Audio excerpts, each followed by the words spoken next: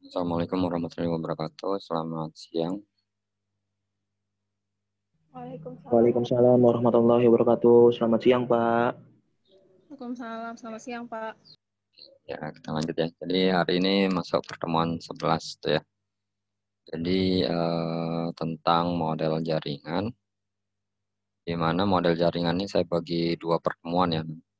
Pertemuan 11 sama 12 tuh ya karena lumayan panjang materinya ya. Jadi saya bagi dua. Jadi materi yang ke-12-nya nanti tentang apa ya? Ya lanjutan dari beberapa bentuk ya tentang model jaringan. Ya untuk manajemen proyek ya nanti pertemuan minggu depan. Oke, hari ini kita lanjutkan di Oke, jaringan adalah suatu sistem yang terdiri dari titik dan garis-garis yang menghubungkan titik-titik tersebut. Jadi sama seperti kalau kalian pernah membuat seperti pohon gitu ya, ada not-notnya gitu ya, ada not dan garis. Nah, itu bisa disebut jaringan ya, karena dia menghubungkan beberapa not di dalamnya.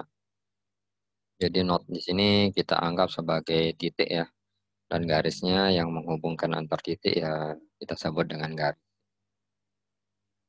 Kemudian dalam dunia nyata, titik dipandang sebagai lokasi. Jadi lokasi ini bisa kota, bisa daerah atau lainnya. Jadi suatu titik gitu ya. Dan garis adalah hubungan antara lokasi ke lokasi tersebut. Misalnya jaringan listrik ya. Jadi apa garisnya itu adalah kabel-kabelnya ya, kabel yang melintang antara tiang listrik satu dengan yang lainnya. Jadi titik-titiknya itu adalah tiang listrik ya.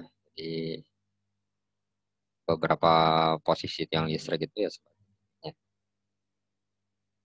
Kemudian jalan yang menghubungkan kota gitu ya. Nah, titiknya adalah kota. Nah, untuk garisnya adalah jalan ya. Kalau kasusnya adalah jalan yang menghubungkan kota. Dan jaringan pipa air. Nah, itu ya. Jadi titik-titiknya ya ya rumah ke rumah gitu ya. Untuk garisnya ya berupa jalur pemasangan pipa airnya di mana ya, bagaimana gitu ya bentuk. Oke, kemudian yang dipelajari nanti adalah menentukan pohon rentang minimum. Jadi ada beberapa metode ya. Kemudian ada pencarian jarak terdekat, pencarian jarak sempit, serta penjadwalan proyek. Jadi yang kita pelajari itu tiga itu ya. Jadi menentukan pohon rentang minimum, pencarian jarak terdekat, dan penjadwalan proyek. Selanjutnya, nah, sebelum kita masuk ke pohon rentang minimum, jadi sebenarnya kita mengingat kembali tentang graf ya, mungkin pernah dipelajari di data gitu ya. Tapi hanya di sini karena berhubungan dengan riset operasi ya mungkin lebih ke arah gambarnya seperti apa gitu ya. Jadi graf sebagai representasi jaringan gitu ya. Jadi gambaran jaringan ya, jaringan dapat direpresentasikan dengan baik itu melalui graf. Sehingga kita perlu tahu terlebih dahulu bagaimana sih graf itu gitu ya. Supaya kita ada gambaran bagaimana bentuk suatu. Kemudian beberapa contoh model jaringan. Yang pertama adalah suatu perusahaan air minum itu hendak menghubungkan beberapa daerah dengan pipa. Ya. Jika diketahui biaya pengadaan pipa air, bagaimana jaringan pipa air yang harus dibuat agar semua daerah teraliri air. Ya. Tetapi total panjang pipa yang digunakan itu kalau bisa seminimum mungkin. Ya. Nah, kalau pipa kan biasanya ya nggak mungkin eh, ada di bawah rumah gitu ya. Untuk pemasangan pipa biasanya dia mengikuti apa arah jalan itu ya. Jadi posisi jalan bisa di pinggir ya, di pinggir ya, kalau di jalan raya ya trotoarnya gitu ya. Dan di bawahnya ada pipa-pipa gitu. Yang sama seperti pemasangan jaringan di Telkom gitu ya, komunikasi Telkom yaitu kayak fiber optik. Nah itu kadang-kadang dia di ya samping jalan itu ya dipasang. Jarang dia merusak jalan tapi ya di samping jalan dan di trotoarnya. Kemudian contoh yang lain ya, suatu barang hendak dikirimkan dari kota A ke kota B ya. Jika diketahui kota-kota di antara A dan B beserta jaraknya, kemudian kota-kota manakah yang harus dilewati agar jalurnya terpendek? Nah, ya, misalnya kemarin pernah dikasih contoh, misal Pulau Jawa, misalnya dari Jakarta mau ke Jogja gitu ya. Nah, apakah dia harus lewat Semarang, Surabaya, atau lewat Bandung, atau langsung ke Jogja, atau bagaimana? Nah, itu bisa diselesaikan dengan nanti permasalahan di model jaringan. Kemudian suatu proyek itu melibatkan sejumlah contoh yang lain ya. Yang ketiga, suatu proyek melibatkan sejumlah aktivitas yang harus dilakukan dalam urutan tertentu. Sini bagaimana manajer proyek menentukan penjadwalan proyek agar proyek dapat diselesaikan secepat-cepatnya. Jadi di sini nanti yang akan kita bahas di pertemuan selanjutnya gitu ya. Jadi tentang manajemen proyek. Jadi gambarannya suatu pekerjaan itu kan terdiri dari beberapa proses ya. Dan nggak mungkin semua proses itu dijalankan kayak secara berurutan atau serial gitu ya. Kadang-kadang ada yang berbarengan untuk kegiatan atau proses yang berbeda. Kalau bisa berbarengan, untuk proses yang berbeda kan ada kemungkinan kan waktu penyelesaian untuk kerjaannya kan mungkin lebih cepat ya daripada kita mengerjakan secara berurut ya dari setiap proses. Itu nanti kita bisa ya, pelajari ya di manajemen proyek. Selanjutnya graf gitu ya. Jadi suatu graf G gitu ya. Jadi simbol grafnya G misalnya. Terdiri dari dua himpunan yang berhingga. Jadi bisa dihitung. Yang tadi kan jaringan tuh kan ada titik dan garis gitu ya. Nah, titiknya di sini kita simbolkan dengan V. G ini adalah graf ya. Jadi titik dari graf.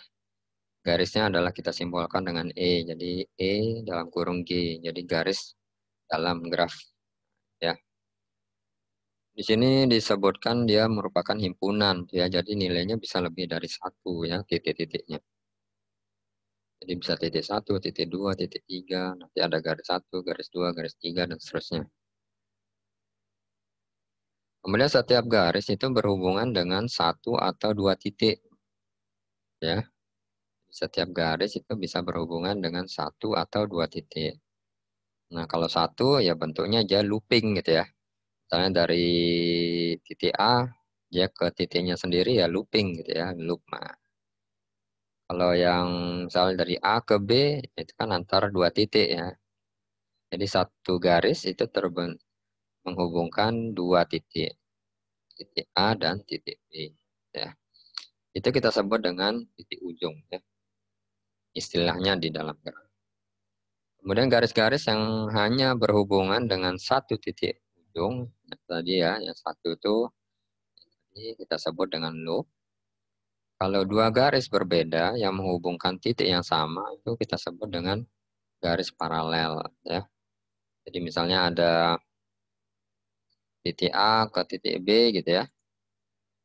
Misalnya digambarkan sebentar.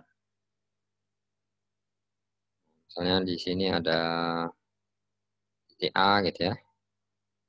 Ini ada B gitu ya.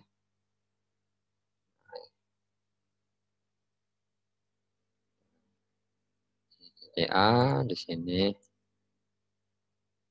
titik B gitu ya. Kemudian ada garis itu ya. Nah, jadi A ke B atau B ke A gitu ya. Nah, ini kan ada dua, berarti ini disebut paralel. Seperti itu. Itu disebut garis paralel. Kemudian dua titik dikatakan berhubungan ya jika ada garis yang menghubungkan keduanya ya. Jadi kalau nggak ada garis yang menghubungkan ke titik tersebut, berarti dia tidak berhubungan gitu ya. Kemudian titik yang tidak mempunyai garis yang berhubungan dengannya gitu ya, itu kita sebut dengan titik terasing atau isolating point, titik terisolasi gitu ya. Jadi dia misalnya ada titik C, misalnya ada titik C, misalnya ada titik C misalnya ya. Nah, ternyata C ini nggak ada apa ya, garis yang menghubungkan dari titik yang lain ya ke C gitu ya. Itu kita sebut dengan titik terasing C. Kemudian graf yang tidak mempunyai titik ya sehingga tidak mempunyai garis ya karena tidak punya titik ya tidak punya garis gitu ya. Itu kita sebut dengan graf kosong ya. Jadi misalnya dia di lembar kerja gitu ya. Ya, pada saat kita mengerjakan awal gitu ya, misalnya ini lembar kerja, misalnya kertas atau apa gitu. Nah, posisinya kan masih kosong ya, tanpa ada titik, tanpa ada garis. Nah, ini kita sebut dengan kosong. Ya. Jadi kondisi di awal itu kan masih kosong. Dan selanjutnya, nah, kemudian berdasarkan jenis garisnya itu graf kita bagi menjadi dua, ya, graf berarah dan graf tak berarah. Tadi yang saya gambarkan itu akan ada panahnya ya, berarti dia berarah gitu ya. Jadi kalau nggak ada panahnya berarti grafnya tak berarah. Kemudian graf juga bisa dibagi apa berdasarkan labelnya ya. Jadi graf tak berlabel atau graf berlabel. Nah, label ini biasanya kita tulis di dekat garis gitu ya, dekat garis. Nah, bisa berupa bobot gitu ya atau seperti kemarin gitu ya, bobot, misalnya waktu bisa juga ya,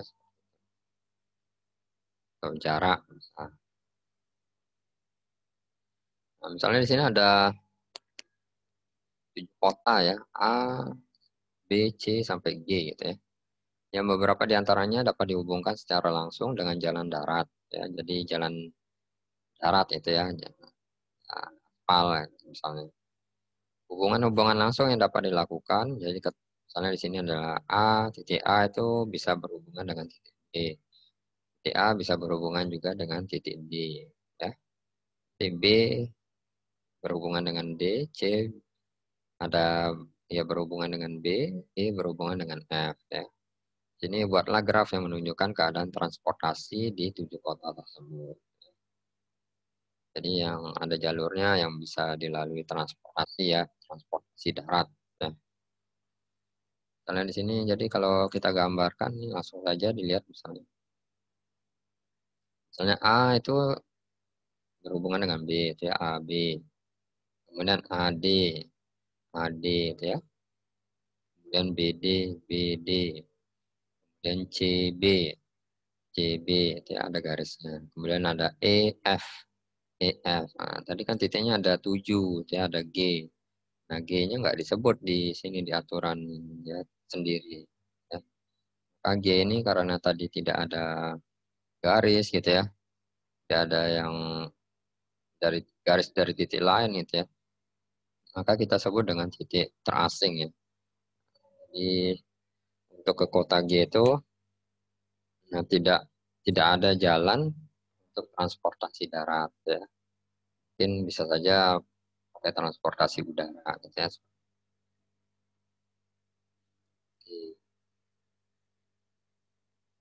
Ya, selanjutnya contoh yang lain. Ini ada 4 golongan darah ya. Masing-masing A, AB, AB, dan O. Ini darah golongan O dapat diberikan ke semua golongan. Ya. Darah golongan O dapat diberikan ke semua golongan. Golongan A, golongan B, golongan AB, golongan B. Jadi pakai panah ya kalau yang ini. Yang tadi nggak ada panahnya itu ya. Nah, di graf tak berarah. Kalau yang ini graf berarah.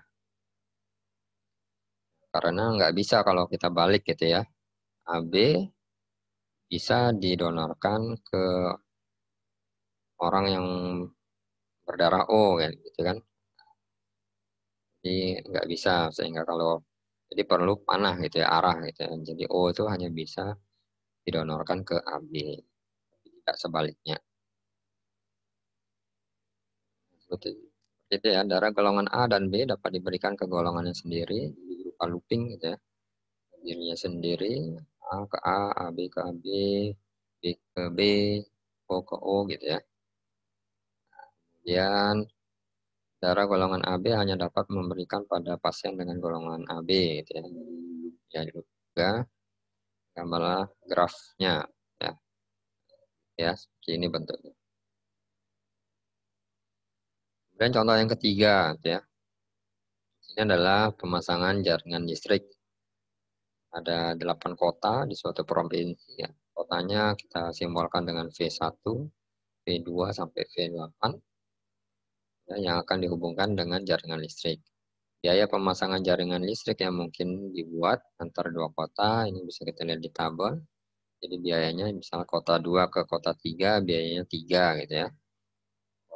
Nama garisnya E4, misalnya kita kasih. Kemudian kota 4 ke 6, biayanya 4 ya. Kita kasih, nah, simbol garisnya E7 gitu. Ya untuk penentuan simbolnya bebas gitu ya. Mulai dari E1, E2 itu silakan. Ya. Kemudian ini kita langsung aja lihat gambarnya ya. Jadi dari tabel ini bisa kita buat gambar seperti ini. Jadi bisa kita buat, ya, kita posisi titiknya boleh sembarang gitu ya.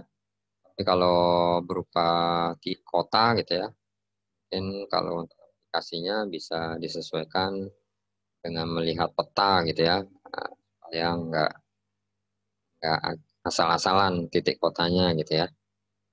Misalnya buat titik kota Mataram dengan Bali gitu ya, dan Denpasar. Ya, Denpasarnya jangan ditaruh di timur gitu ya, tapi taruhnya di barat. Ya, jadi sesuaikan dengan posisi. Kalau berhubungan dengan kota. Ya. Jadi bisa juga ini berhubungan dengan SIG ya untuk menentukan titik-titik. Apa judul TA gitu ya, SIG bisa. Kemudian ini 2 ke 3 gitu ya, 2 ke 3 mana 2? Ini 2 ke 3. Garisnya E4 gitu ya, E4 biayanya 3. Tulisnya dalam kurung. Kita lihat lagi 4 ke 6 biayanya 4. Garis titik 4 ke 6. 4 ke 6 ini ya. Jadi biayanya 4, garisnya adalah E7 ya. Dan seterusnya. Jadi dari tabel ini bisa kita gambarkan seperti ini. Kemudian nah, graf sederhana ya. Simple graph adalah graf yang tidak mempunyai loop atau garis paralel ya. Jadi nggak ada looping dari titiknya sendiri gitu ya. Dan tidak ada garis paralel ya, paralel. Jadi tidak ada dua garis, bukan dua titik, dua titik gitu ya, dua titik. Nggak ada garis paralel bolak-balik gitu ya. Itu graf sederhana. Kemudian graf lengkap ya. Graf lengkap ini maksudnya adalah titik-titik yang ada tuh semua berhubungan itu ya, pasti punya jalur. Ya, jadi itu kita sebut dengan graf lengkap. Untuk menghitung banyak garisnya bisa pakai rumus ini. N kali N kurang 1 dibagi 2 ya. N ini adalah jumlah titiknya ya. Misalnya titiknya ada 5. Jadi 5 kali 5 kurang 1 4 ya. 5 kali 4 20 dibagi 2 10. Jadi ada 10 garis untuk 5 titik. Ada 10 jalur untuk 5 titik. Kalau semua berhubungan. Tapi pada kenyataannya kan di lapangan kan enggak ya. Misalnya ya, di Lombok misalnya Mataram ada pemenang tuh di KLU gitu ya, ada labu api, ada gerung gitu ya. Nggak mungkin semua berhubungan langsung gitu ya. Jadi nggak mungkin pemenang langsung ada jalur khusus untuk langsung ke gerung gitu ya. Tapi dia harus melewati Mataram gitu misalnya. Nggak bisa, nggak ada yang langsung gitu ya. Titik satu ke titik dua. Itu penerapan yang di lapangan pasti jarang ya untuk kan graf lengkap. Nah, misalnya di sini ada gambarkan K2, K3 sampai K6 tuh ya. Jadi 2, 3, 4, 5, 6 ini adalah titik-titiknya ya. Jadi misalnya titiknya 2, garisnya ada berapa kalau kita pakai rumus ini. 2 dikali 2 kurang 1 bagi 2. Ya, ada 1 ya, sama dengan 1. Jadi ada 1 buah garis untuk 2 titik. Ya. Kalau 3, ya 3 kali 3 kurang 1 ya. 3 kali 2, 6 bagi 2. Ya, berarti ada 3 garis. Kalau titiknya ada 3. Nah, kalau kita gambarkan seperti ini. Nah, jarang di lapangan menemukan hal seperti ini gitu. Misalnya di sini Mataram, di sini Gerung, ya di sini apa Raya, ya, di sini Selong gitu. Nah, jarang langsung gitu ya, langsung punya jalur tersendiri gitu ya kalau di lapangan. Nah, kemudian subgraf ya. Jadi konsep subgraf ini sama dengan konsep himpunan bagian. Dalam teori himpunan A dikatakan merupakan himpunan bagian B bila dan hanya bila setiap anggota A itu merupakan anggota B gitu ya. Jadi A itu ada di B gitu ya. Tanya. Karena graf merupakan himpunan yang terdiri dari titik dan garis, maka dua-duanya titik dan garis ini ya harus ada di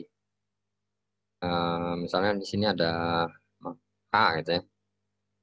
H dan graf G ya, G.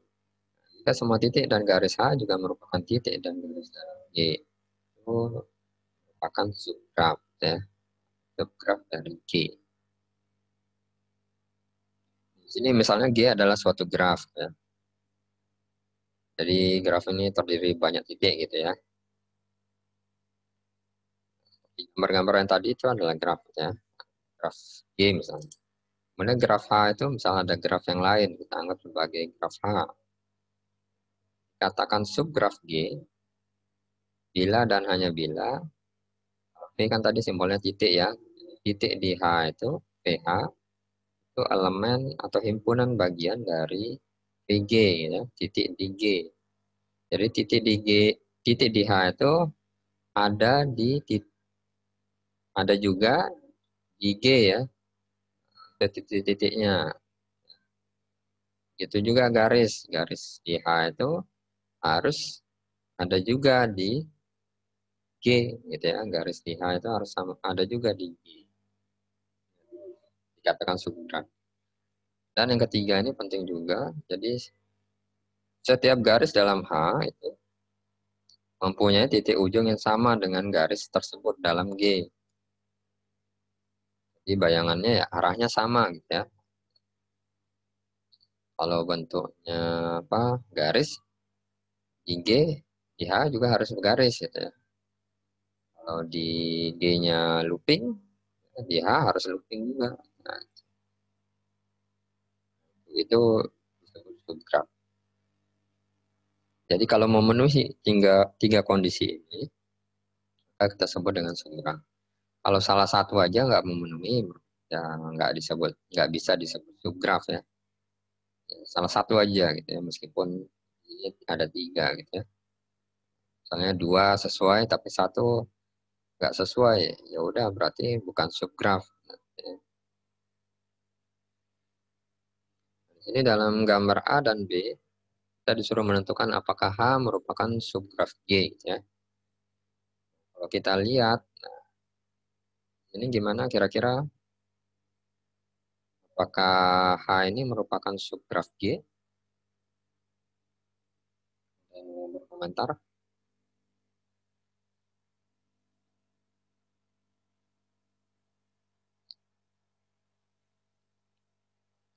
Dilihat dari aturannya tadi, ya, jadi jumlah apa titik-titik yang ada di H itu ada juga di G, gitu ya. Lihat titiknya, titik di H ini kan ada V2 dan V3 saja. Ada nggak di H? Ada nggak di G? V2 dan V3. Ada ya. Kemudian garisnya sekarang. Garisnya ini, garis E4. Ada nggak garis E4? Ada juga ya di G. Kemudian bentuk garisnya. V2 ini bentuk garisnya adalah looping. Sama nggak di G? Sama juga looping ya. Di V3 nggak punya garis ya. Jadi ini kita sebut dengan subgraf. Kemudian yang B ya, yang B kita cek dulu yang ini ya. Jadi 3 bagian ini ya. Bagian ini titiknya dulu gitu ya. Titik di H sama nggak di G gitu ya. Di H itu ada V1, V2, V3. Di G ada V1, V2, V3 ya sama ya. Garisnya sekarang E1 ada nggak? Satu ada. E2 ada, E3 ada, E4 ada juga ya. Kemudian bentuk garisnya ya satu lurus gitu ya. E2-nya lurus juga, E3 lurus juga, E4 looping gitu ya. E4 yang di H itu loopingnya di titik V3. Kalau di G loopingnya di V2. Karena posisinya berbeda, maka kita bisa simpulkan ini bukan subgraf ya. Selanjutnya jadi A itu adalah subgraf, B itu adalah bukan subgraf. Ini penjelasannya nanti bisa dibaca. Dan derajat ya. Misalkan V adalah titik dalam suatu graf G ya. Derajat titik V, simbolnya dV, derajat ya, D itu derajat ya, derajat dari titik V adalah jumlah garis yang berhubungan dengan titik V ya, dan garis suatu loop dihitung 2 kali. Jadi poinnya kalau ya titiknya berupa garis gitu ya. Garis poinnya 1 gitu ya. Kalau dia bentuknya loopnya seperti ini ya. Loop sendirinya sendiri. Itu kita hitung dengan 2 kali. Poinnya 2 untuk hitung derajat. Ini derajat total G adalah jumlah derajat suatu titik dalam G. Dalam graf G. Jadi semua titiknya dihitung ya, nanti dijumlahkan. Perhatikan bahwa derajat total G adalah 2 kali jumlah garisnya. Ini berarti bahwa derajat total suatu graf selalu genap ya jumlahnya. Akibatnya jumlah titik yang berderajat ganjil itu ya genap juga hasilnya. Nah, hasilnya nggak ada yang ganjil ya untuk derajat. Di sini kita lihat. Tentukan derajat tiap-tiap garis, tiap-tiap titik gitu ya dalam graf. Graf ini jadi kumpulan satu bagian ini kita sebut dengan graf. Satu ini lembar kerja misalnya menggaris kotak merah ini. Jadi disebut graf gitu ya. G misalnya. G. Di sini kita hitung setiap titik ya.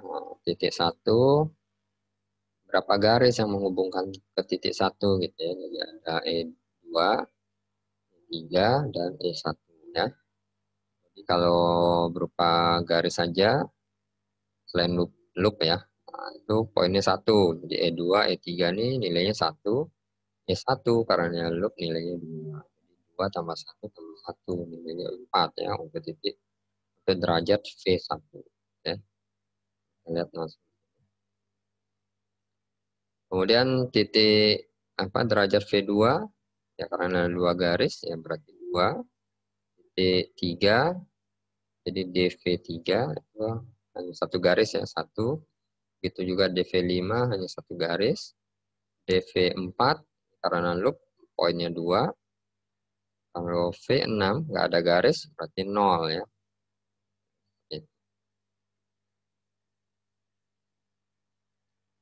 Kita lihat, nah seperti ini, jadi yang 6 itu 0 karena nggak punya garis. Ya. Jadi kalau kita jumlahkan, ya, jadi DV1 tambah DV2 tambah DV3, DV4 tambah DV5 tambah DV6, ya, jumlahnya adalah 10. Kemudian selanjutnya, representasi graf dalam matriks, ya. Jadi, gambaran graf dalam matriks. Matrik atau array itu merupakan struktur data yang mudah dan tepat untuk menyatakan suatu graf. Jadi graf ini bisa kita gambarkan dalam matriks ya. Jadi misalnya untuk perhitungan suatu metode itu biasanya lebih mudah kalau kita graf itu kita jadikan ke bentuk matriks. Kemudian hal ini sangat membantu untuk membuat program komputer yang berhubungan dengan graf. Jadi, kayaknya kalian juga harus tahu ya tentang matriks seperti apa. Kemudian dengan menyatakan graf sebagai suatu matriks, maka perhitungan-perhitungan yang diperlukan itu dapat dilakukan dengan mudah. Matriks yang umum dipakai untuk merepresentasikan graf adalah matriks hubung. Ya. Jadi kita lihat seperti apa. Nah, misalkan G adalah graf tak berarah dengan titik-titik V1, V2, Vn. Ya. Di mana N ini jumlahnya adalah berhingga ya. Hitung. Matrik hubung yang sesuai dengan graf G adalah matrik A kali A, N kali N. Ya. Jumlah baris dan kolom itu sama dengan AIJ. Dengan AIJ itu adalah jumlah garis yang menghubungkan titik VI ke titik VJ. Ya. I-nya dan J itu nilainya 1 sampai N. Jadi misalnya titik V1 ke V2, V1 ke V1, V1 ke V3, gitu ya, V2 ke V5, seperti itu. Itu adalah jumlah garisnya ya, untuk elemen matriks. Kemudian perhatikan bahwa matrik hubung itu selalu merupakan matrik bujur sangkar. Ya, jadi tadi N kali N. Kelihatan, jadi jumlah garis dan kolomnya, itu sama. Jadi berupa matrik bujur sangkar. Apabila grafnya tak berarah, maka jelas bahwa matrik hubung selalu merupakan matrik yang simetris. Kita lihat contoh. Nanti kita lihat ada yang tadi ada matrik tak berarah, ada matrik yang berarah, gitu ya. Seperti apa graf tadi, graf tak berarah, graf berarah, seperti apa matriksnya. Apabila grafnya merupakan graf sederhana berlabel gitu ya, maka elemen matrik hubung menyatakan bobot garis bukan jumlah garis ya. Kalau ada labelnya seperti tadi pemasangan jaringan listrik, nah itu kan ada labelnya ya. Ada E4, E1, E2 gitu. Ini menyatakan biayanya ya. Kita lihat contohnya. Ya, nyatakan dalam bentuk graf ya, contoh yang 3 contoh yang tadi. Nah, ini yang pertama, kita lihat. Tadi yang gambarnya seperti ini ya. Jadi ada A, B, C, D, E, F, G. G itu titik tracing tadi. Ya. Kalau kita lihat ini kan grafnya tak berarah ya. Tak berarah. Kita buat matriksnya seperti ini. Jadi simetris ya, jumlah kolom dan jumlah barisnya sama A, B, C, D, E sampai G. Kolomnya juga A sampai barisnya A sampai G. Nilainya tinggal dilihat aja. Kalau A ke A karena diri sendiri ya 0 gitu. Kalau A ke B, ya A ke B ada nggak? Gitu. Ada. Dan A ke C ada nggak? Nggak ada yang 0. Gitu. Jadi yang langsung. Ya, ya. B1 ini yang bernilai ada jalurnya langsung gitu ya. A ke D, ada langsung. Kemudian B itu B ke A ada, B ke B 0 gitu ya. B ke C ada, B ke D ada. B ke E, B ke F nggak ada ya, B ke G kan nilainya 0. Ya, seperti ini ya, nanti bisa dilanjutkan nilainya. Kalau kita lihat bentuk matriknya adalah matriknya simetris ya. Kalau kita tarik garis ini seperti bercermin gitu ya. Ini satu, ini sini satu gitu ya. Ini ada satu judanya gitu ya. Ini bayangan. Jadi simetris. Nah, ya. Kemudian contoh yang berikutnya. Nah, yang ini yang darah tadi golongan darah. Ini kan matriks apa? Berarah gitu ya. Ada panahnya. Nah, kalau dia memiliki arah atau panah gitu ya, biasanya dia matriksnya tidak simetris. Ya, kita lihat buat garis lagi seperti tadi. Ini kita bayang gampang cerminkan simetris nggak sama gitu. Satunya di atas ini,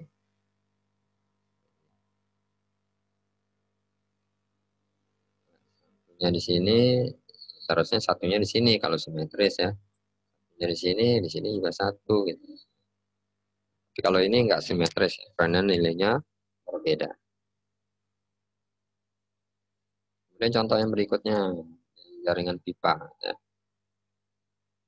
Pipa, jaringan listrik ya, yang listrik. Ini karena dia menggunakan label gitu ya, maka bobotnya dimasukkan ya, bobot di dalam kurung ini. Bukan jumlah garis ya, seperti contoh pertama dan kedua. Ya. Di simetris juga, V1 sampai V8, garis dan kolomnya. Di V1 ke V1 ya 0 gitu ya. V1 ke V2 ada nggak? Ada 15. V1 ke V3 ada nggak yang langsung? V1 ke V3 nggak ada. Harus lewat titik V2 ya. Karena nggak ada yang langsung, maka kita kasih tak berhingga gitu ya. Tak berhingga. Ya, dan seterusnya seperti ini. Ini kita lihat karena matriknya tak berarah juga ya, maka pasti dia bentuknya simetris ya. Matriknya simetris. 15, 15, 15, 18, 18, 15, 15, terusnya.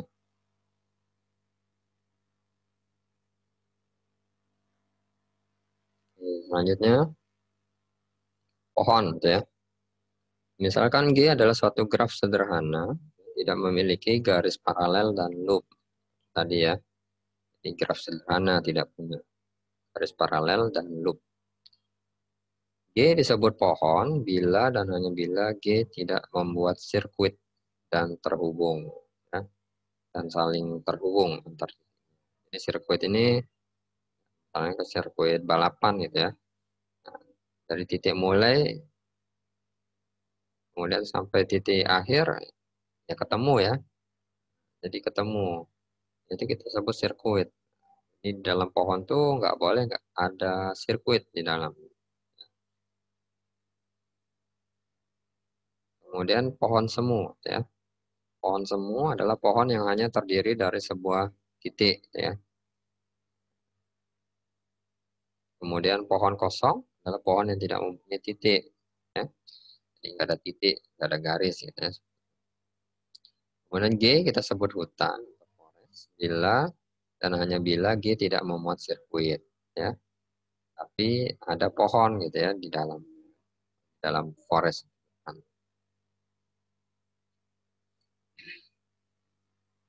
Nah, misalnya di sini ada gambar nih contoh. Ini ada contoh, ada V1, V2, V3 gitu ya. Nah, ada titiknya lagi V4, V5, V6, V7, V8 ya. Kalau di pohon, kalau sudah belajar tree kan ada istilah root gitu ya. buat cabang, daun gitu ya, seperti itu.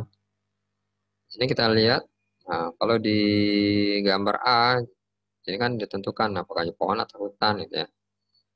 Kalau dia pohon ya dia menghubungkan gitu ya. Jadi tidak ada sirkuit ya, dan pasti saling berhubungan antar titiknya itu ya disebut pohon. Nah, kalau kita lihat ini dia nggak tersirkuit ya. Jadi titik awal misalnya mulai dari V1 ya nggak, kalau kita balik nggak bakalan bisa ke V1 lagi gitu ya. Ini juga yang B. B ini merupakan pohon ya. Pohon. Kalau kita gambar, jadi A dan B ini sebenarnya sama gitu ya. Cuma penggambarannya beda. V1 misalnya kita angkat ke atas, ya. Ke atas nanti seperti ini jadinya A gitu ya. Jadi yang B dan A ini adalah pohon. Yang C ini bukan pohon ya, karena dia membentuk sirkuit. Nah, sirkuitnya bisa kita lihat nih, garis V3, V4, V5 ini saling berhubungan. Nah, sirkuit. Nah, kembali ke dirinya sendiri, bisa kembali ke dirinya titik awal gitu ya. V1 misalnya ke V4, V4 ke V5, V5 ke V3 ya, kembali lagi gitu kan. Jadi looping ya. Ya. Looping tapi dalam bentuknya sirkuit ya. Kalau looping tadi kan hanya di titik yang sama aja gitu ya. Kalau yang sirkuit ini dari beberapa titik itu untuk loop, itu sirkuit. Kalau yang D, nah ini kalau kita lihat untuk D, ini ada dua pohon ya, mana titik-titik saling berhubungan dan ada terpisah gitu ya. Jadi pohon satu ini V1, V2 dan V3 ya komponennya. Pohon 2, V4, V5, V6, V7, V8, V9. Jadi karena lebih dari satu pohon, kita lihat hutan gitu ya. Kalau hutan kan di dalamnya ada banyak pohon gitu ya, lebih dari satu pohon. Nah, itu kita sebut dengan atau forest. Oke, jadi gitu ya. Kemudian, nah ini penjelasannya nanti bisa dibaca. Dan di sini carilah pohon rentang yang mungkin dibuat dari graf G yang tampak pada gambar 8. Contoh 8.10. Sekarang sudah mulai masuk nih pohon rentang. Tadi kan sudah di awal yang kita belajar itu adalah pohon rentang umum ya. Nah, jadi pohon itu kan tadi nggak boleh berbentuk sirkuit ya. Kalau kita lihat dari gambar ini berbentuk sirkuit. Jadi V1, V2, V4, V5 ini membentuk sirkuit. Supaya dia nggak membentuk sirkuit, jadi salah satunya garis yang ada di sirkuit ini, ya ada garis yang dari V1 V2 atau V2 ke V5 gitu ya. V5 ke V4, V4 ke V1 ini harus dihapus ya supaya nggak berbentuk sirkuit. Ya, saya hapus. Nah, ini saya coret gitu ya. Saya coret. Bentuknya kan apa? V1, V2, V3, ya, V4, V5, V6. Jadi bentuknya seperti ini jadi ini. Kan nggak membentuk sirkuit gitu ya. Bisa juga. Jadi karena ada 4 garis ini yang membentuk sirkuit, ya ada 4 kemungkinan bentuk pohon yang berbeda ya. Jadi bisa juga yang ini dihapus, nah bentuknya lain gitu ya. Kemudian ini yang dihapus, bentuknya lain pohonnya. Ini yang dihapus, lain juga bentuk.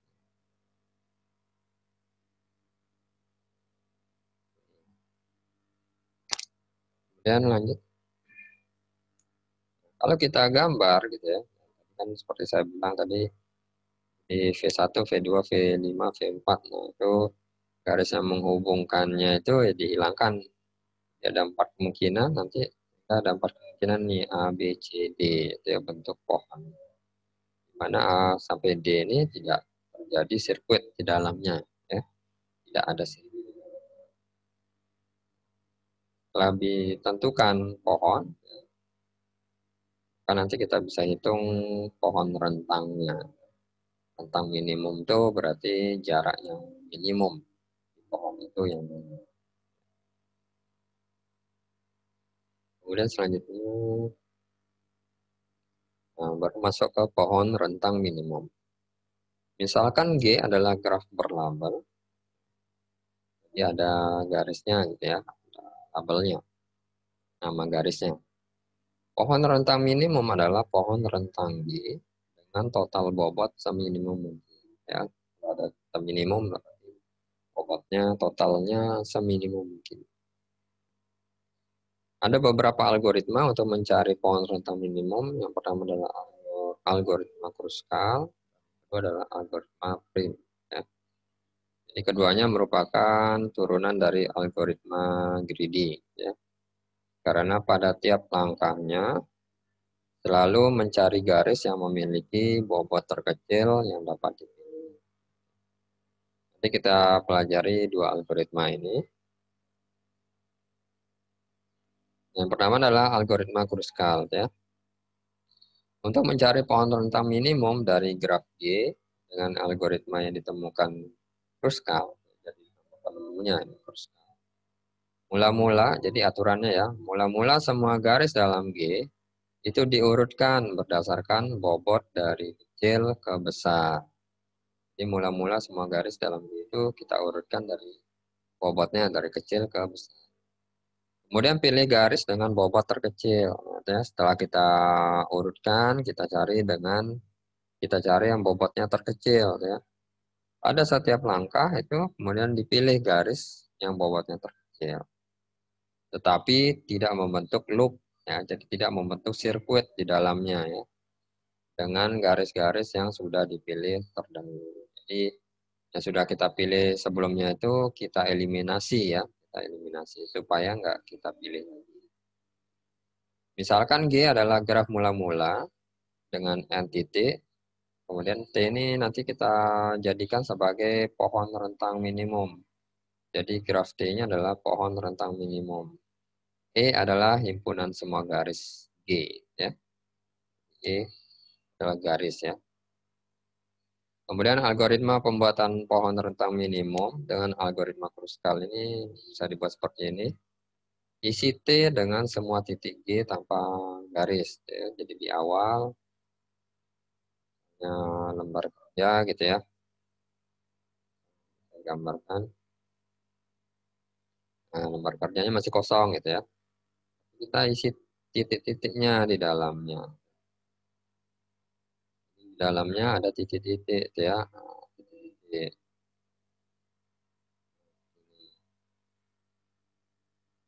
Jalurnya nanti gitu ya. Titiknya dulu.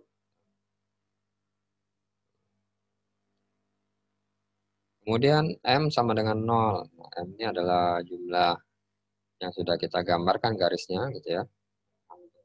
Kondisi awal, tapi inisialisasi masih 0 gitu ya. Jadi setiap langkah demi tahap, langkah gitu ya, ditambahkan 1. Selama M kurang dari N kurang 1 ya, di titiknya ya, dan lakukan ada 3 langkah. Tentukan garis E, tadi garisnya kan labelnya E misalnya. E1, E2, E3 gitu ya. Yang merupakan himpunan atau elemen dari E gitu ya. Merupakan E ini kan himpunan ya. Nilai E itu bisa banyak, nilainya bisa E1, E2, E3 ya.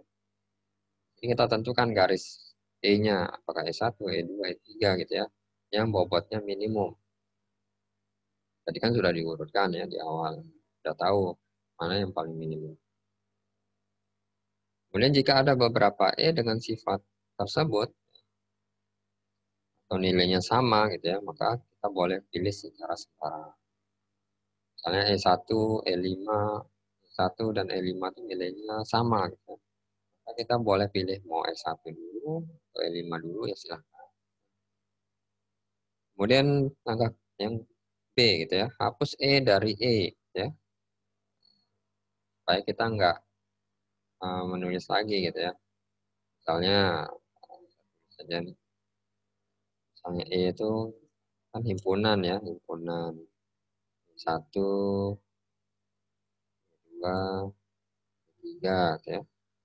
Misal sudah pilih E2 ya, sehingga E-nya himpunan E yang baru, nah, E2-nya kita hapus gitu ya. Tinggal E1 dan E3 kita eliminasi supaya nggak pilih lagi gitu. Jadi yang ini kita hapus sehingga hasilnya seperti ini. Kemudian selanjutnya yang C, jika E ditambahkan ke T itu tidak menghasilkan sirkuit, maka tambahkan E ke T. T ini adalah grafnya ya, graf. Yang graf awalnya graf G, kita pindah ke T ini adalah graf pohon rentang minimumnya ya, menggunakan algoritma Kruskal. Dan selanjutnya itu tambahkan M-nya ya dengan 1 di increment ya. Di M sama dengan M tambah 1. Yang sebelumnya 0 ditambah 1 jadi M yang baru 1, nanti tambah lagi M tambah 1, jadi 1 tambah 1, 2, nanti 2 tambah 1, 3 ya, increment. Selanjutnya ini pakai contoh ya, contoh untuk algoritma Kruskalnya. Disuruh menentukan berapa bobot minimum totalnya ya. Dari contoh yang tadi, pemasangan jaringan listrik ya.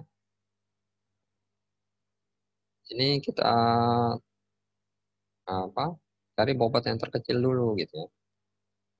Angka pertama itu isi T, jadi T ini adalah yang hasilnya nanti ya untuk pohon rentang minimumnya. Isi T dengan semua titik G tanpa garis. Ya. Jadi titiknya, semua titik yang di G ini kita tulis di T gitu ya. Jadi mulai dari V1, V2 sampai V8 ya. Jangan garisnya, tanpa garis. Kemudian pilih garis dalam G dengan bobot G ini yang ini ya, dengan bobot terkecil, bobotnya yang dalam kurung. Jika ada yang sama lebih dari 1 itu ya, maka pilih sekarang.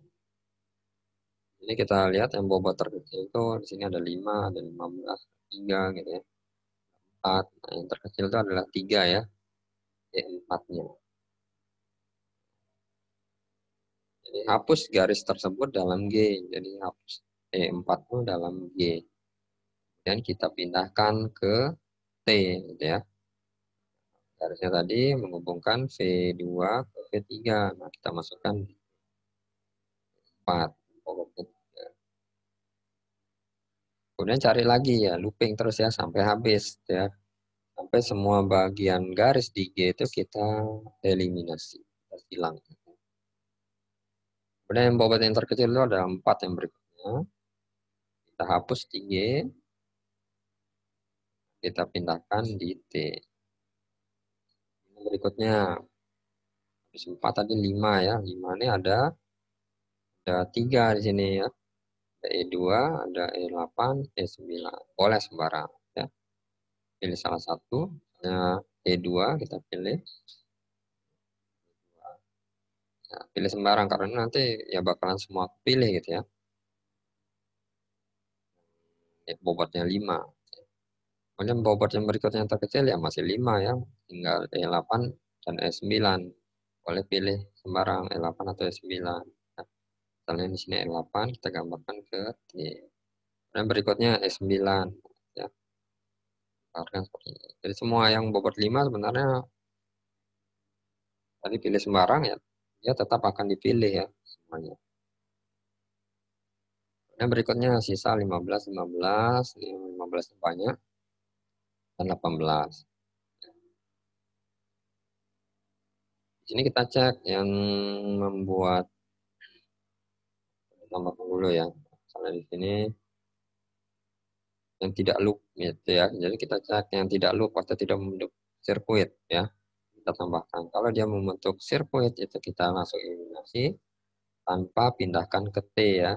Supaya di T-nya nggak terjadi sirkuit.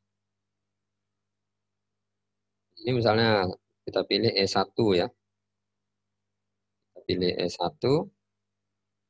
E1 di atas. Nah, kita gambar E1. Nah, Kalau kita gambarkan E3 di T, karena dia akan membentuk sirkuit ya, V1, V2, V3, V4. Nah, itu mutar terus ya. Supaya nggak sirkuit, maka E3-nya kita eliminasi ya. Eliminasi supaya nggak, tapi jangan dimasukkan di T. Kemudian yang sirkuit lainnya ini V6 ke V5 ya, E11 itu membentuk sirkuit juga. Misal dari V3, V4, V6, V5. Nah, ini mutar terus juga. Ya. Kita eliminasi yang E. Kemudian terakhir nih, masih terakhir. Kemudian ada 15, 15, dan 18. Pilih, ini ada dua 15. Boleh pilih E5 atau E10. Ya. Misalnya sini E10 misalnya. Contohnya. Kalau kita pasangkan E5, nanti dia akan loop ya. Loopnya luas nih. V1, V2, V3, V4, V6, V8, V7. Kembali lagi ke V1. Sehingga E5-nya kita eliminasi ya. Tanpa masukkan ke graf T. Supaya nggak terjadi loop. Begitu halnya juga untuk E6 ya. Kita eliminasi kan supaya nggak terjadi sirkuit atau sehingga pohon rentang minimumnya seperti ini.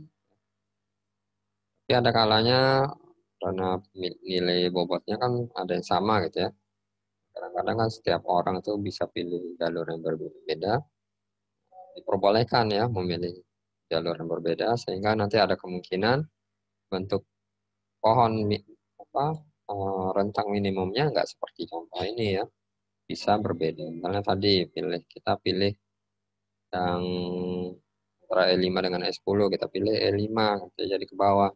Dan yang dieliminasi nanti adalah E10. Bentuknya kan jadi berbeda ya. Nanti pilih yang lain, misalnya E15 tadi, pilihnya yang di sini, gitu ya. Diikuti, maka yang di E1-nya kita eliminasi. Bentuk pohonnya lagi berbeda. Tapi meskipun berbeda, biasanya bobotnya selalu sama. Ya, total bobotnya selalu sama.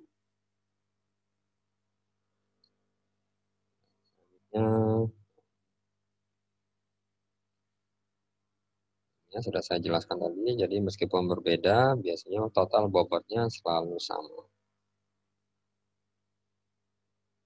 Kemudian yang kedua, algoritma prim ya. Jadi metode lain untuk mencari pohon rentang minimum, sekarang prim ya. Jadi penemunya adalah Robert C. Prim. Berbeda dengan algoritma Kruskal yang dimulai dengan graf tanpa garis. Jadi tadi yang Kruskal kan titik-titiknya dulu kita gambarkan ya. Tapi di algoritma prim ini dimulai dari graf yang kosong sama sekali. Nah, jadi graf lembar kerjanya tadi masih kosong gitu ya, kotak. Kita buat kotak, tadi saya buat kotak, tidak ada di dalamnya, tidak ada titik, tidak ada garis satupun ya. Ini graf kosong. Untuk mencari pohon rentang minimum T dari graf G dengan algoritma prim, mula-mula dipilih salah satu sembarang titiknya ya. Jadi kan titiknya ada V1 sampai V8. Nah, boleh pilih sembarang ya. Di sini contohnya misalnya pilihnya V1 ya. Jadi berbeda dengan Kruskal, semua titiknya di awal kita gambarkan. Tapi kalau di frame, pilih salah satu aja. Ya. Kemudian ditambahkan satu garis yang berhubungan dengan titik V1 itu, dengan bobot yang paling minimum. Ya, kita namakan misalnya E1. Dan titik ujung lainnya ke T, sehingga T terdiri dari sebuah garis E1 dan dua buah titik ujung garis E1. Salah satunya adalah pada setiap langkah selanjutnya dipilih sebuah garis dalam EG. Ya. Jadi E ini kan himpunan garis dengan anggota dari T. Ya. Dipilih yang belum ada di T itu garisnya. Ya. Garis tersebut berhubungan dengan salah satu titik. Ya. Yang merupakan yang sudah ada di T. Ya. Tadi V1 titiknya, titik 1. Garis yang berhubungan dengan atau yang ke titik 1 itu apa saja gitu ya, yang berhubungan dengan titik 1 itu apa saja. Jadi poin nomor 1 ini ya. Kemudian setelah ketemu garis yang ke V1 itu apa saja, maka garis tersebut mempunyai bobot yang paling kecil itu yang kita pilih gitu ya. Jadi misalnya ada beberapa yang ke V1 ada 3 garis, pilih yang bobotnya paling kecil. Baru kita gambarkan di grafik. Ini diulang-ulang terus, looping gitu ya, sampai semua titiknya, semua garisnya habis dipindahkan ke dalam grafik. Ya, di sini misalnya G adalah graf berlabel dengan N titik dan T adalah pohon rangka minimum yang akan dibentuk ya mula-mula kosong. Algoritma prim adalah sebagai berikut. Yang pertama adalah kita inisialisasi. Jadi mula-mula graf T itu graf kosong ya tanpa ada titik dan garis di dalamnya. Kemudian yang kedua, ambil sembarang titik ya yang ada di titik G ya. Nah, yang di VG ya, himpunan V ini kan titik ya di dalamnya. Pilih sembarang tadi misalnya V1. Masukkan V ini ke dalam VT ya. Kemudian VG itu sama dengan VG kurang himpunan V yang sudah dipilih. Untuk I sama dengan 1, 2, sampai N-1 itu kita lakukan langkah ini A, B, C. A pilihlah garis E1, E2, E3. Yang ada di himpunan garis E, di graf G, dan garis itu tidak ada di graf T. Kita pilih ada di G tapi tidak ada di T. Dengan syarat E berhubungan dengan satu titik dalam T. Jadi garis itu E itu berhubungan dengan satu titik dalam T. E mempunyai bobot terkecil dibanding dengan semua garis yang berhubungan dengan titik-titik dalam T. Ya. Jadi E ini kita cari yang bobotnya terkecil. Dan misalnya W adalah titik ujung E yang tidak berada dalam T. Angka yang B, tambahkan E itu ke T, graf T, dan W ke nilai kumpulan himpunan V ya di graf E. Kemudian angka kecil VG itu sama dengan VG kurang W ya. Di titik yang ada di G itu kita kurangi dengan titik yang ada di W ya. W tadi adalah titik ujung ya yang titik ujung E yang tidak berada di T. Belum kita tulis di T, masih di himpunan W. Kemudian algoritma prim itu memungkinkan menghasilkan pohon rentang yang berbeda dengan pohon rentang yang dihasilkan algoritma Kruskal. Ya.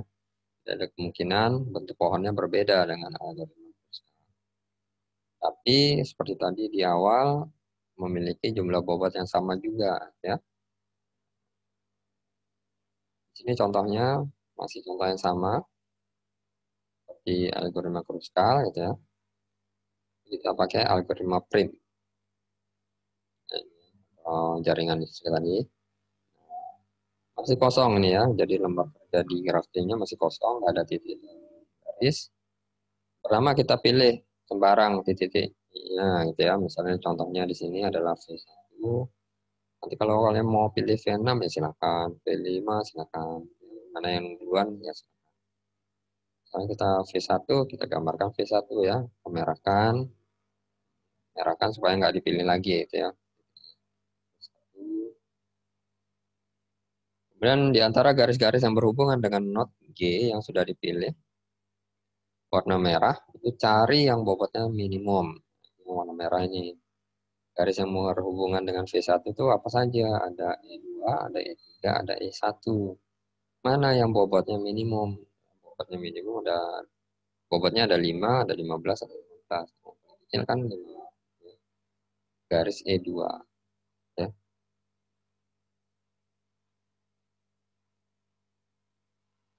Jadi ada 3.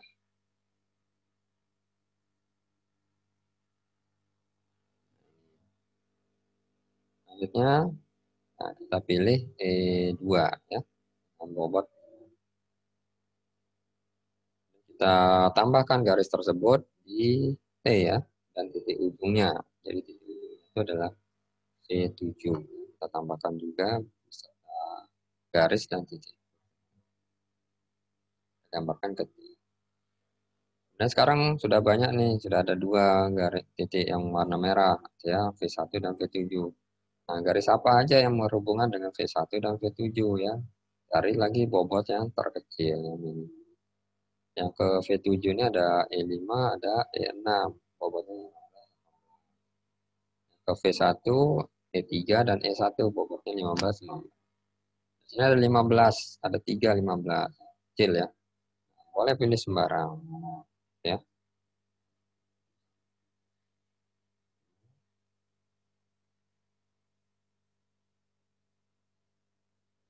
Oke. Boleh pilih sembarang, misalnya di sini kita pilih E1. Pilih E1. Kemudian kita gambarkan ya. Selanjutnya kita cari lagi yang bobot terkecil ya. Bobot terkecil ada 3, ada 15, ada 15 ya bobotnya. Mana yang terkecil? Terkecil ada 3 ya. Ini V2 ke V3 gitu. Kita gambarkan. Selanjutnya cari lagi yang bobotnya terkecil.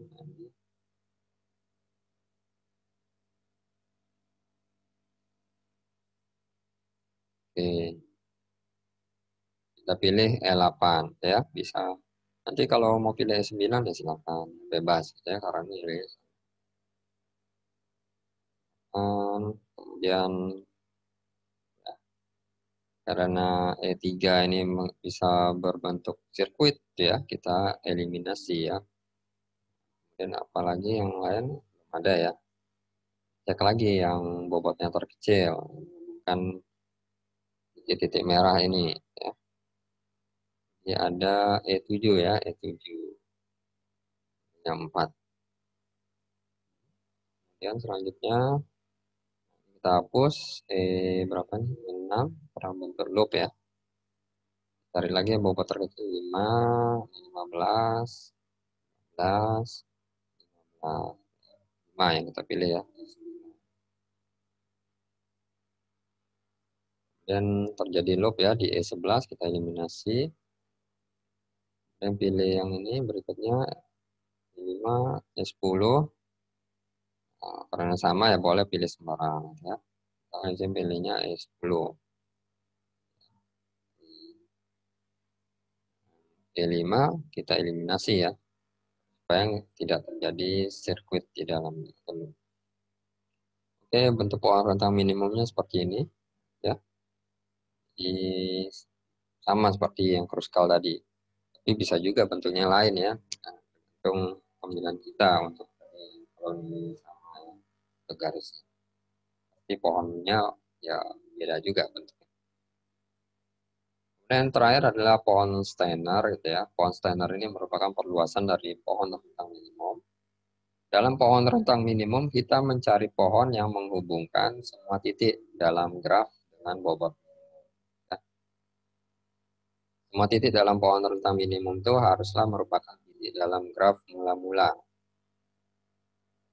Dalam pohon Steiner, selain titik-titik dalam graf semula, juga diperbolehkan menambah sejumlah titik. Ya, jadi titik yang awal tadi, contoh sebelumnya itu, boleh kita tambahkan dengan titik-titik yang baru gitu ya, kalau di pohon Steiner.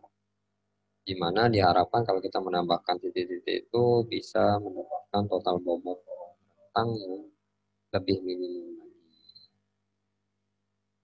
Misalnya di sini disediakan graf seperti ini kan bentuknya sirkuit ya. Supaya dia berbentuk pohon dan nilainya minimum, karena nilainya berbeda ya, ada yang 8, ada yang 6. Kalau kita hapus 6 ini kan nanti totalnya 8.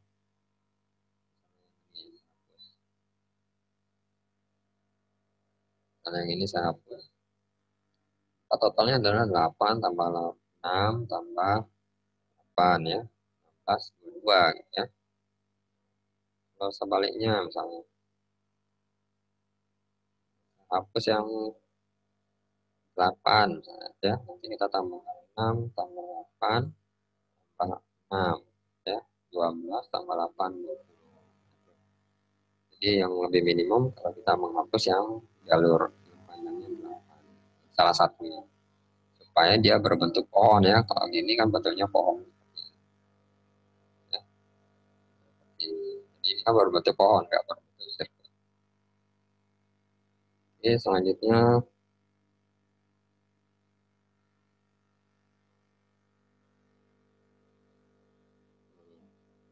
gambar A, kalau kita lihat ini merupakan pohon rentang minimum ya.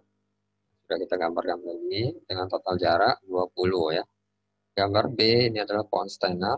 Kita menambahkan 2 titik di dalamnya, ada S1 dan S2 ya. Jadi pas di tengah ya. Kayak panjangnya sama nih 3/2 gitu ya. Maka total jaraknya kalau kita totalkan ya 3/2 ini tambah 3/2 tambah 3/2 tambah 3/2 tambah 2 adalah 18,97. Ternyata lebih kecil ya bobotnya dari yang titik-titik, memakai titik-titik awal ya. Ini ya. Hitung 3/2 ya dari rumus Pitagoras ya. Bisa pakai Pitagoras.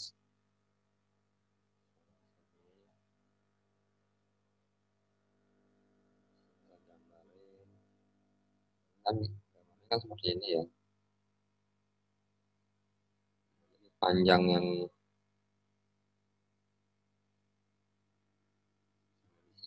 A, B, C, ya, Pitagoras. Bisa dapat ya. A kuadrat tambah B kuadrat, ya, B kuadrat. Kemudian, ya, perhatikan bahwa pohon stenar juga menghubungkan semua titik dalam graf semula, ya.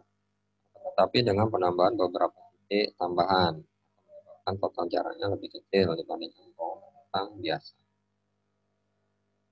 Ini container ini, nah kalau dia menambahkan hanya S1 saja, hanya 1 titik atau 3 titik, ya maka hasilnya pasti ada kemungkinan berbeda juga. Dan posisi titiknya juga menentukan ya, menentukan nilainya ya. Misalnya dipasang titik satunya di sini ya, S1, S2-nya di sini ya bakalan berbeda gitu ya. Bakalan berbeda nilainya gitu ya. Ini nanti.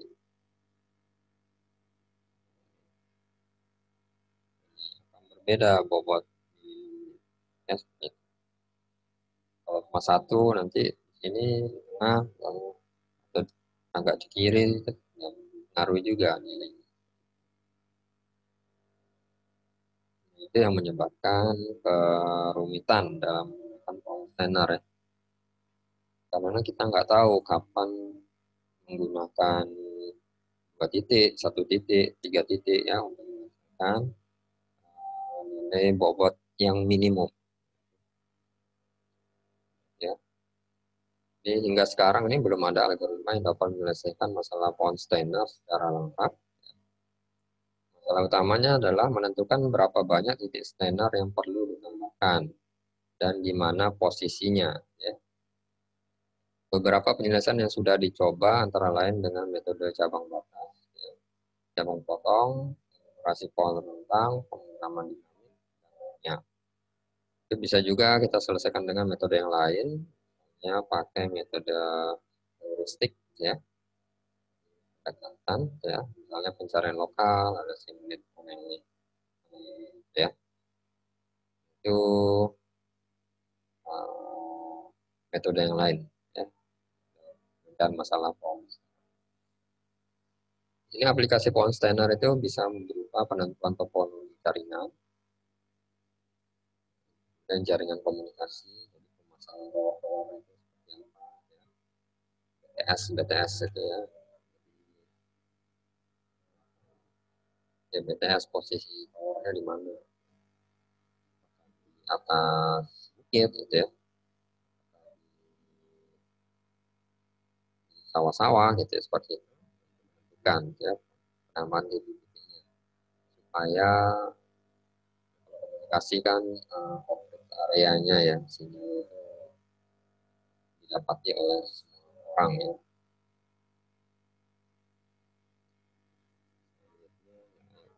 Materinya sampai di sini. Mungkin kira-kira ada pertanyaan? Ya, gitu. Kalau ada, saya akhiri ya. Terima kasih.